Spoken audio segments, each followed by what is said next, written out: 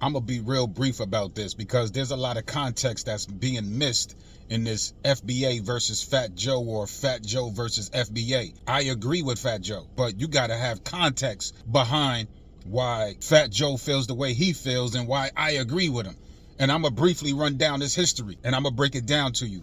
Now, there was Antonio Moore and Yvette Carnel from American Descendants of Slavery, ADOS.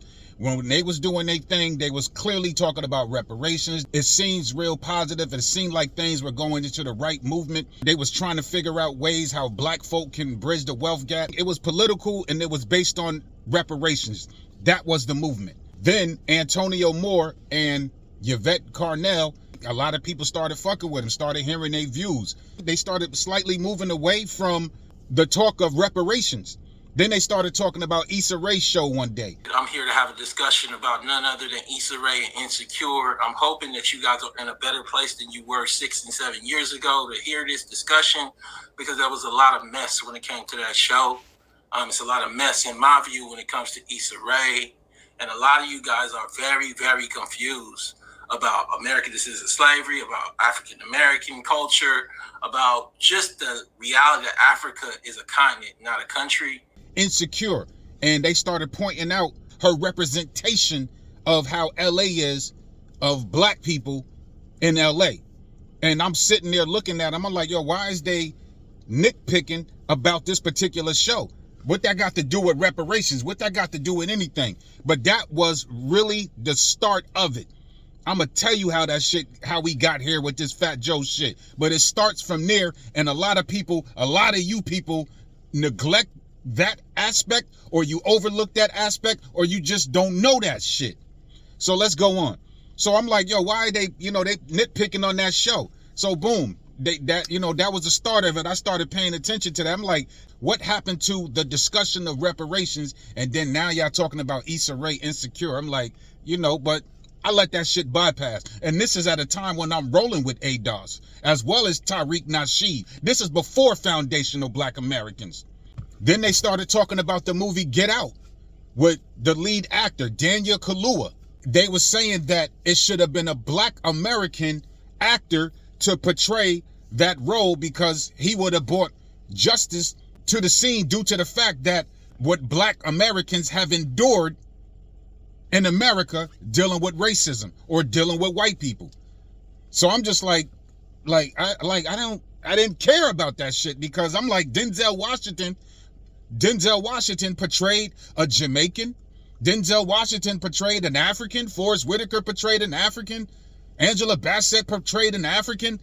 They portrayed people that weren't American. Eddie Murphy in Coming to America, he portrayed characters that wasn't from America. And at that point in time, nobody wasn't saying nothing. I don't know how the brothers and sisters in Africa were feeling about Denzel Washington playing Steve Biko or Forrest Whitaker playing Idi Amin in The Last King of Scotland.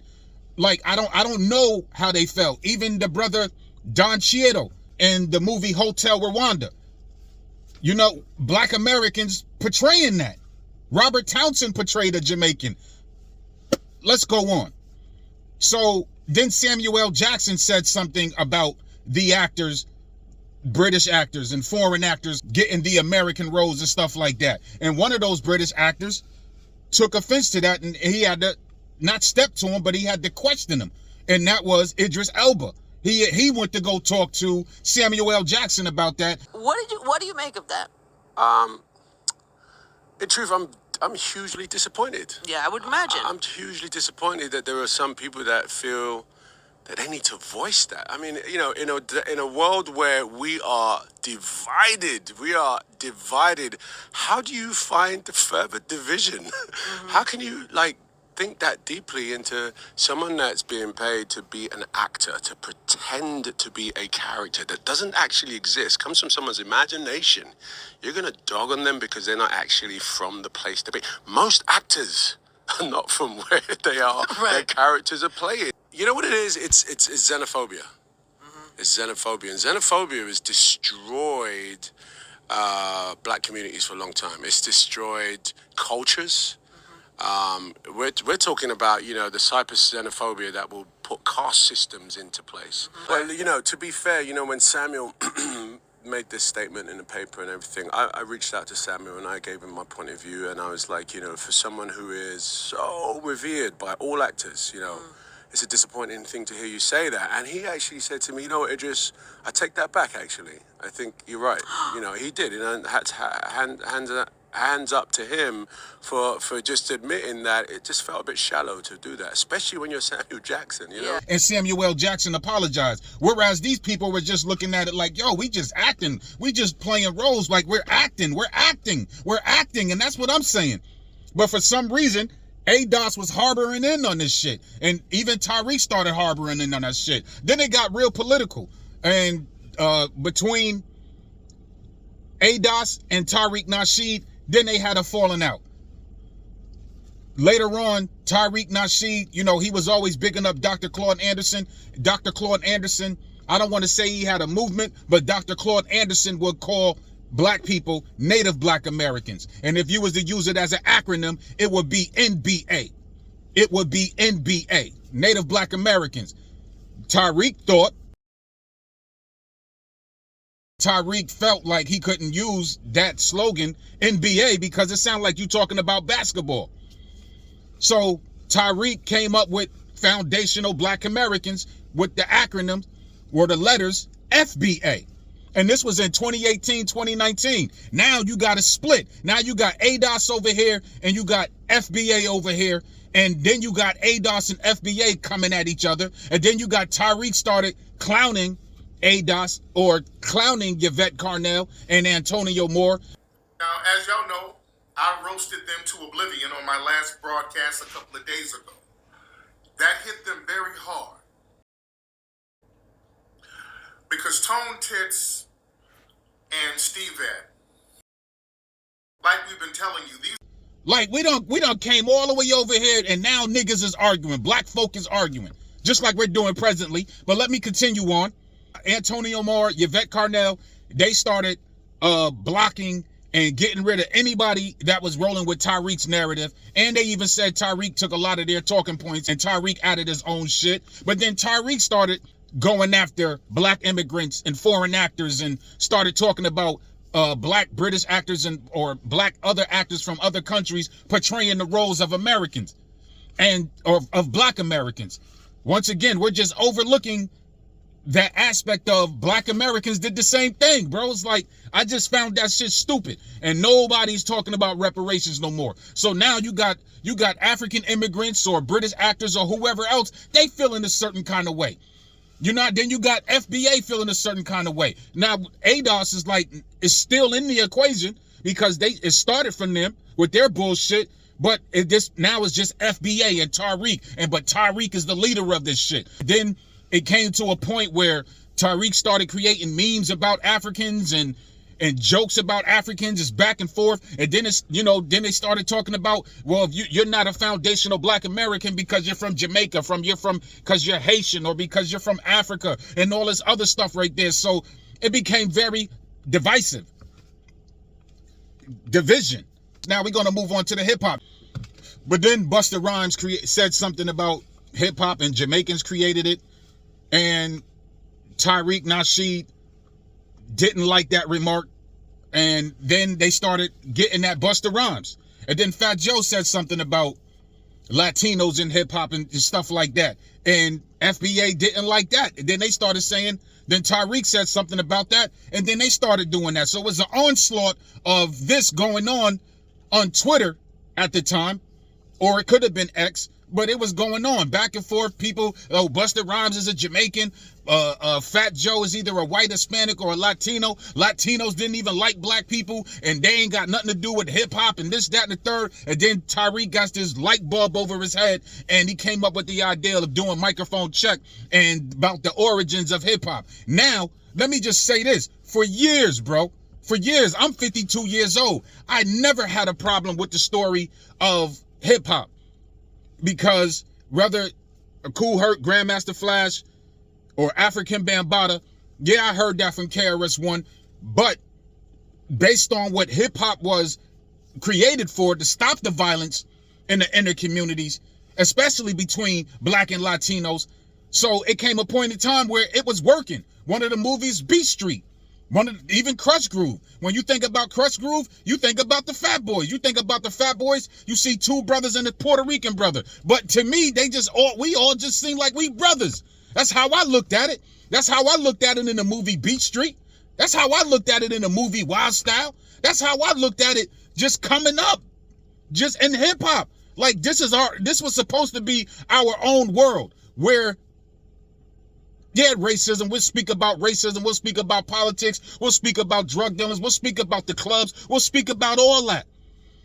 But you got whites, blacks, China, you got everybody, and you had a lot of people who respected the culture. And nobody had an argument. Nobody had a disagreement. Nobody was saying anything about the origins of it. We just respected it. People was making money, and you got Black American artists doing songs with Jamaican artists, and vice versa. That shit went on for a long time, like Supercat and Biggie Smalls, or KRS-One and Mad Lion and Sean Paul and Beyonce. The list goes on of Black American artists doing songs with Jamaican artists. And even fast forward to Chris Brown and other Black American artists doing Afrobeat music with the Afrobeat artists like Burna Boy, Wizkid. The list goes on.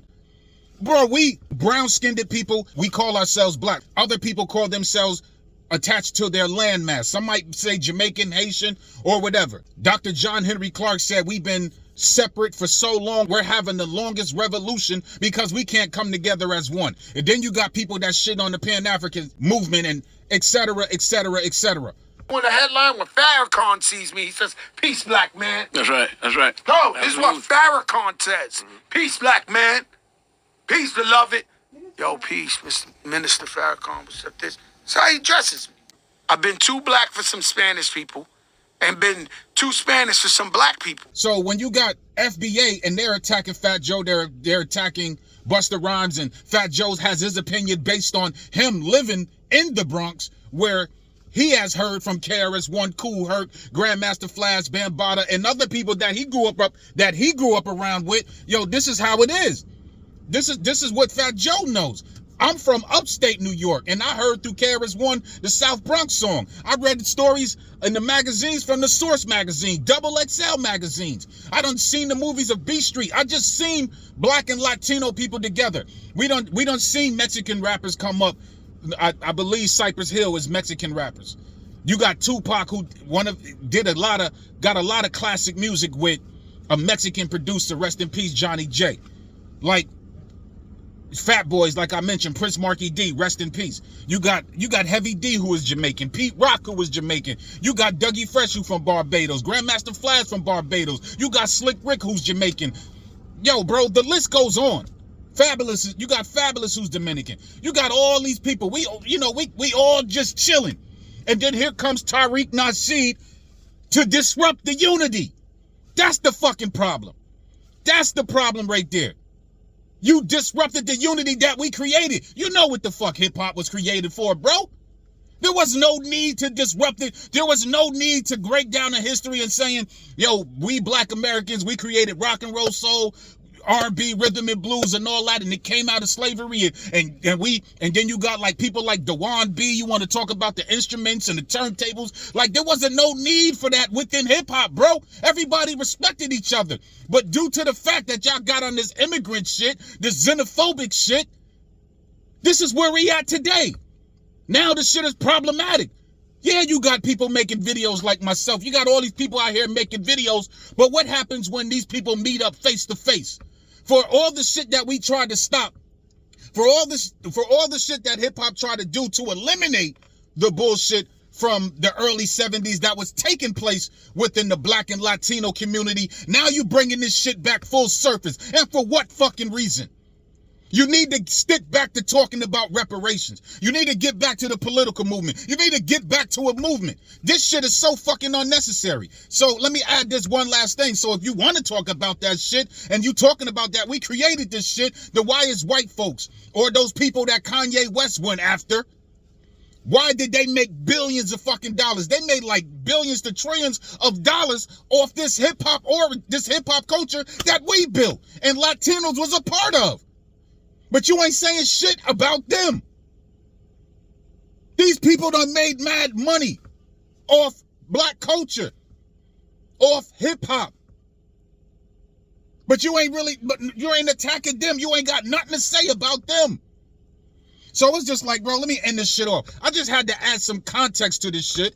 Niggas can come here and argue. I'll argue back with you. I really don't want to argue. I just really want you to be like, yo, this shit is stupid. But Tariq has led FBA on the sliding board made out of razors, and they landed in the pool of fucking alcohol, bro. This shit is so fucking unnecessary, fam. This shit is so fucking unnecessary, bro.